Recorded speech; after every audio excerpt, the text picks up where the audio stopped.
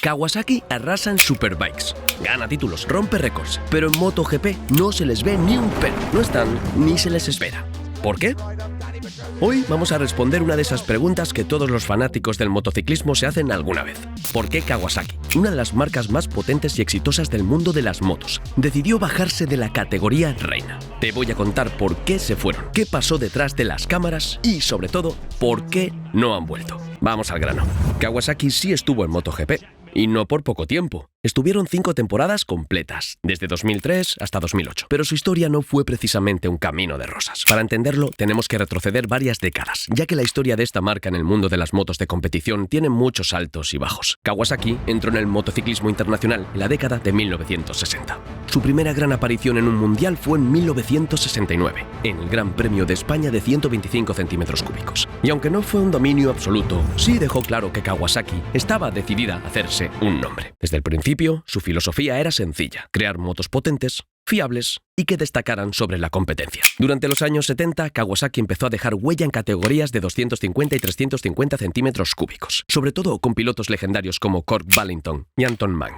Estos pilotos no solo ganaban carreras, sino que dominaban campeonatos completos, llevando a Kawasaki a su primera gran época de gloria. Sus motos se convirtieron en símbolo de potencia y agresividad, incluso cuando no eran las más refinadas técnicamente. Había algo en aquellas Kawasakis que imponía respeto a todos los rivales. Pero los inicios no fueron solo victorias. La marca aprendió a base de pruebas, errores y mucha innovación. Introdujeron tecnologías avanzadas para la época, como motores de 2 tiempos más eficientes, chasis más rígidos y suspensiones capaces de aguantar el ritmo de los mejores pilotos del mundo. Cada victoria, cada podio, era un paso más para consolidar una identidad clara. Kawasaki no hacía motos de competición para pasar desapercibidas, sino para impresionar y marcar estilo. Ese ADN competitivo fue el que luego les permitiría entrar con fuerza en Superbikes y más adelante intentar su incursión en MotoGP. En pocas palabras, los inicios de Kawasaki en el motociclismo fueron la base de todo lo que vendría después y explican por qué su ausencia en MotoGP hoy en día se siente tan extraña para todos.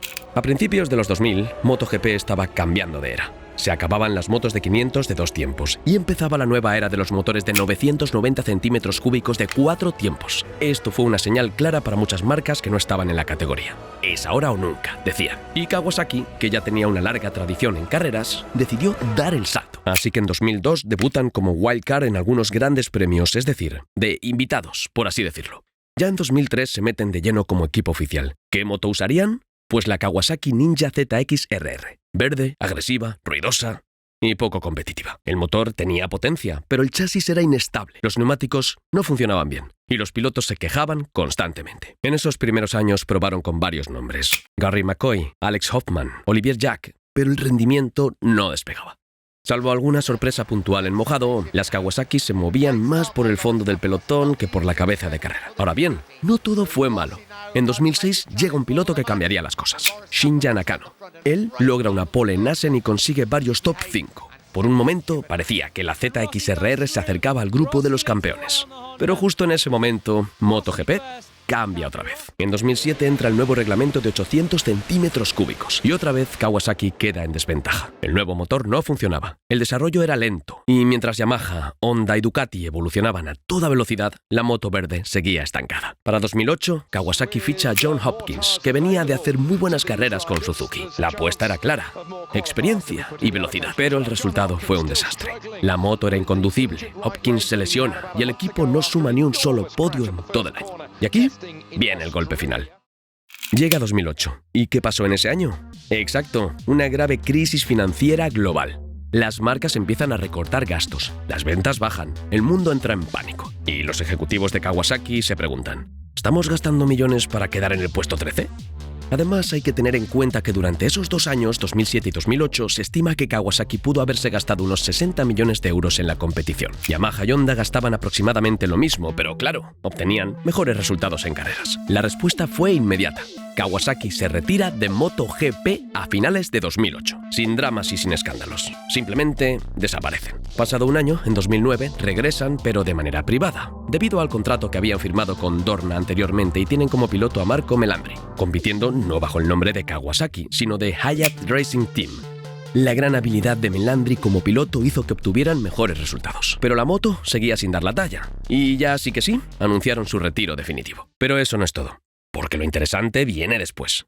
Mucha gente pensó que con el tiempo volverían, pero no, diciendo además públicamente que no les interesaba MotoGP. Durante toda su estancia en MotoGP usaron la polémica Kawasaki ZX-RR como ya hemos comentado, pero ¿por qué era tan inferior a las demás? Técnicamente, la ZX-RR tenía una gran potencia, pero su manejo era problemático.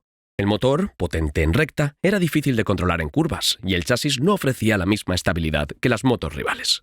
A esto se sumaba la electrónica. Los sistemas de control de tracción y gestión del motor estaban en constante desarrollo, pero nunca alcanzaron el nivel de fiabilidad y refinamiento de Honda o Yamaha, lo que provocaba que los pilotos no pudieran aprovechar al máximo el potencial de la moto. A lo largo de su historia en MotoGP, Shinya Nakano, Alex Hoffman y Randy Depuniet montaron la ZX-RR, enfrentándose a constantes problemas de puesta a punto y adaptación a diferentes circuitos. Pero a pesar de estas dificultades, la moto dejó momentos icónicos con Nakano y otros pilotos, demostrando que, en las manos correctas, la ZX-RR podía competir a gran nivel.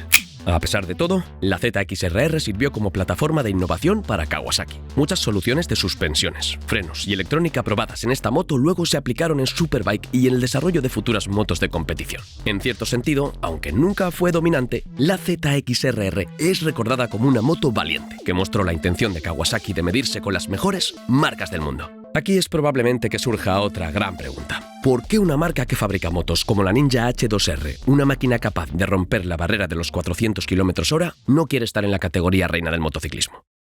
Pues tiene una sencilla respuesta. Primero, el dinero. MotoGP es carísimo.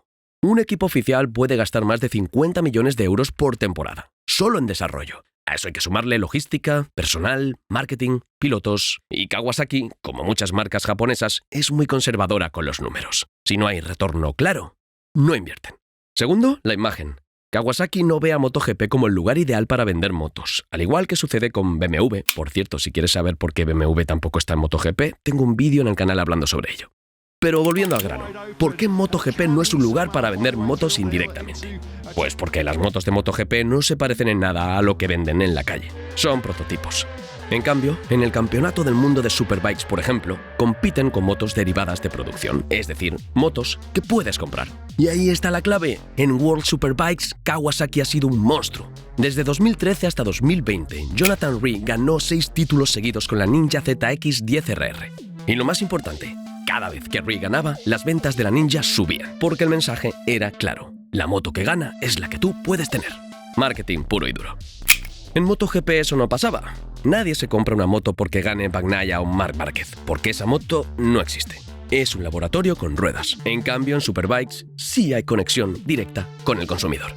Tercero, el control. En Superbikes, Kawasaki tiene peso político. Tiene influencia, está cómoda. Sin embargo, en MotoGP, el terreno es dominado por Dorna, por los contratos millonarios y por los fabricantes con músculo económico. Kawasaki, viendo el panorama, prefiere estar donde puede controlar su destino. ¿Y entonces, se acabó? ¿Nunca más volverán? Hay una pequeña ventana. En 2020 se filtró que Dorna le ofreció a Kawasaki volver como equipo independiente o incluso como proveedor de motores. Pero la marca rechazó la oferta. Dijeron que, por ahora, su enfoque sigue siendo el Mundial de Superbikes y otros campeonatos donde sí pueden mostrar productos de calle. La idea de que Kawasaki pudiese volver a MotoGP revolucionaría el mundo de esta competición.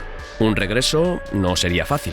Las motos actuales tienen más de 270 caballos, electrónica avanzada y neumáticos específicos para cada circuito, lo que exige un equipo técnico y pilotos de gran nivel. Sin embargo, Kawasaki cuenta con experiencia y recursos. Su dominio en World Superbike con Jonathan Rea demuestra que saben construir motos competitivas y fiables. Un regreso podría hacerse de forma gradual, con pruebas privadas y participación progresiva en carreras, evitando repetir los problemas de la ZX-RR. Además, en términos de marketing, volver a MotoGP reforzaría la imagen de Kawasaki como marca de innovación y rendimiento extremo, generando interés mediático y entusiasmo entre los fans.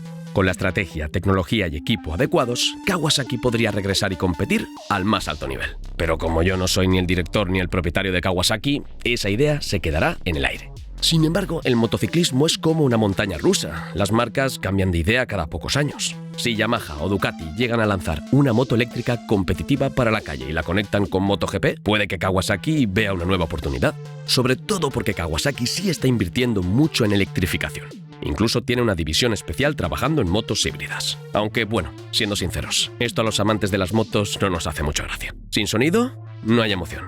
Pero, por ahora, la realidad es esta. Kawasaki no está en MotoGP. porque no le interesa perder tiempo ni dinero en algo que no le genera ventas. Tan simple como eso. Y ojo, que tampoco lo necesitan para tener prestigio. Son una marca que ha ganado en motocross, en resistencia, en superbikes y hasta en la isla de Man. Tienen historia, títulos, respeto y motos que vuelan. ¿Y tú? ¿Crees que deberían volver? ¿O hacen bien quedándose donde ganan? Déjamelo saber en los comentarios y no olvides suscribirte y darle a like si te ha gustado. Nos vemos en la próxima.